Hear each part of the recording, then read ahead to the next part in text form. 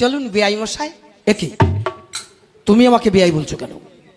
আরে বাবা, আমি হলাম তোমার শ্বশুর। শ্বশুর বুঝেছি, এইবার বুঝেছি।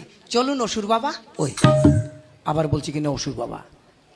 আরে বাবা, আমি হলাম তোমার শ্বশুর। শ্বশুর, ও এইবার বুঝেছি।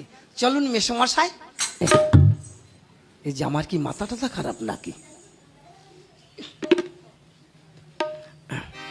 এই দেখো বাবা, আমি হচ্ছে তোমার শ্বশুর। শ্বশুর, হ্যাঁ। তুমি আর তোমাকে কিছু বলতে হবে না, তুমি আমার পিছনে পিছনে চলে এসো। আচ্ছা চলুন তাহলে।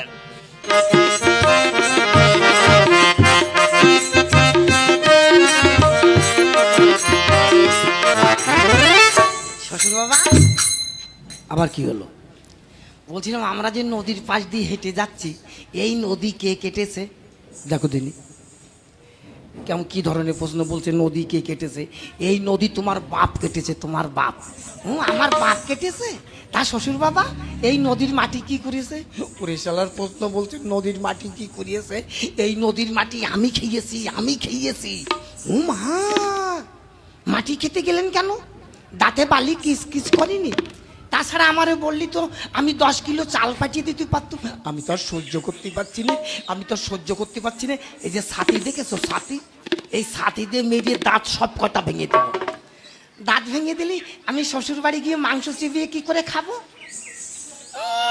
মাংস চিবিয়ে কি করে খাবে? ছাতিতে মেরিয়ে সব কটা ভেঙে দেবো। সারা রাস্তা আমারে ভাজতে ভাজতে আসছো, আমি আর সহ্য করতে পারছি না।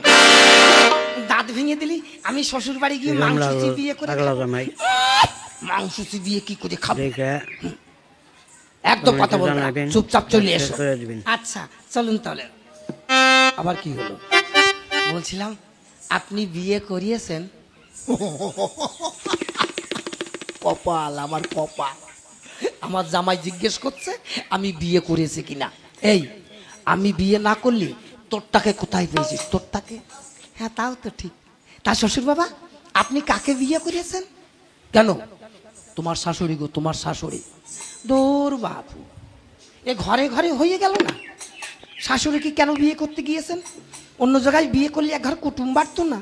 আমি তো আর সহ্য করতে পারছি না, আমি তো আর সহ্য করতে। শ্বশুর বাবা, আপনি কান্না করছেন না হাসছেন? শ্বশুর বাবা, আপনি কি যাত্রার অভিনয় করছেন? ওরে শালা।